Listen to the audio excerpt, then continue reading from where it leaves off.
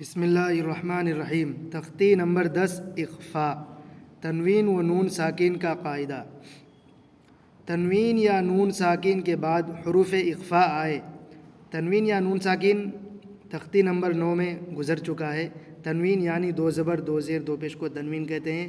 نون ساکن جس نون پر جزم ہو۔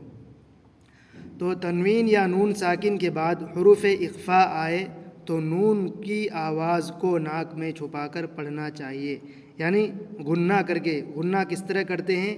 ان، بن، جیسا کہ تنوین نمبر 9 میں بتایا گیا ہے۔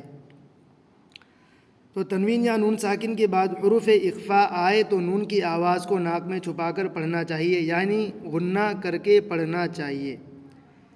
حروف اخفاء کیا ہیں؟ حروف اخفاء یہ 15 حروف ہیں۔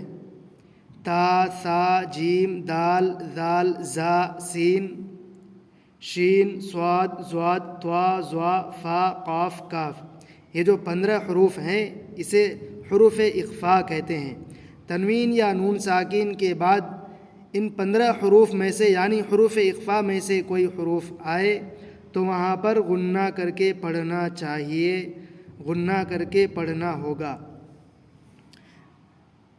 جیسے انت منذر، یہاں پر پہلی جگہ نون ساکن ہے اور نون ساکن کے بعد حروف اخفاء کے 15 حروف میں سے تا آ رہا ہے۔ دوسری جگہ ٹھیک اسی طرح نون ساکن ہے اور نون ساکن کے بعد حروف اخفاء کے 15 حروف میں سے ایک حرف زال آ رہا ہے، لہٰذا دونوں جگہ غنہ کر کے پڑھنا ہوگا۔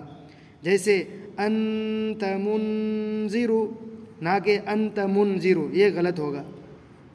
ٹھیک اسی طرح کرامن کاتبین، یہاں پر دو زبر تنوین کی شکل میں ہے اور تنوین کے بعد کاف آ رہا ہے۔ حروف اخفاء کے 15 حروف میں سے ایک حرف آ رہا ہے تو غنہ کر کے پڑھنا ہوگا، جیسے کرامن کاتبین۔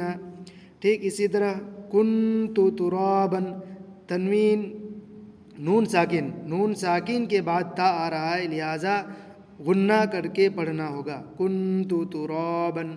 ٹھیک اسی طرح یتیما فآوی، دو زبر تنوین ہے اور تنوین کے بعد فا آ رہا ہے، لہٰذا غنہ کر کے پڑھنا ہوگا، یتیما فآوی۔ من دخلہ، نون ساکن ہے، نون ساکن کے بعد حروف اخفاء کے 15 حروف میں سے ایک حرف دال ہے، لہٰذا غنہ ہوگا، من دخلہ۔ انثی، نون ساکن ہے اور نون ساکن کے بعد ثا ہے جو کہ حروف اخفاء میں سے ہے، لہٰذا یہاں پر بھی غنہ ہوگا، انثی۔ من شیء، نون ساکن ہے، نون ساکن کے بعد شین ہے جو کہ حروف اخفاء میں آتا ہے، لہٰذا یہاں پر بھی غنہ ہوگا، من شیء۔ نارا ذات، دو زبر تنوین ہے اور تنوین کے بعد زال آ رہا ہے، لہٰذا یہاں پر بھی غنہ ہوگا، نارا ذات۔ فلن تجد، نون ساکن ہے، نون ساکن کے بعد تا آ رہا ہے، لہٰذا یہاں پر بھی غنہ ہوگا، فلن تجد۔ یوم ینفخ، نون ساکن ہے، نون ساکن کے بعد فا ہے تو غنہ ہوگا، یوم ینفخ۔ من طغی، یہاں پر بھی نون ساکن کے بعد طا ہے تو غنہ ہوگا، عن ضیف، یہاں پر نون ساکن ہے، نون ساکن کے بعد ضاد ہے، لہٰذا غنہ ہوگا، عن ضیف۔ من ثقلت، نون ساکن ہے، نون ساکن کے بعد ثا ہے، لہٰذا یہاں پر بھی غنہ ہوگا، من ثقلت۔ انزلنا، یہاں پر بھی نون ساکن ہے، نون ساکن کے بعد زا ہے، لہٰذا غنہ ہوگا، انزلنا۔ ینظرون، نون ساکن ہے، نون ساکن کے بعد زا ہے، لہٰذا یہاں پر بھی غنہ ہوگا، ینظرون۔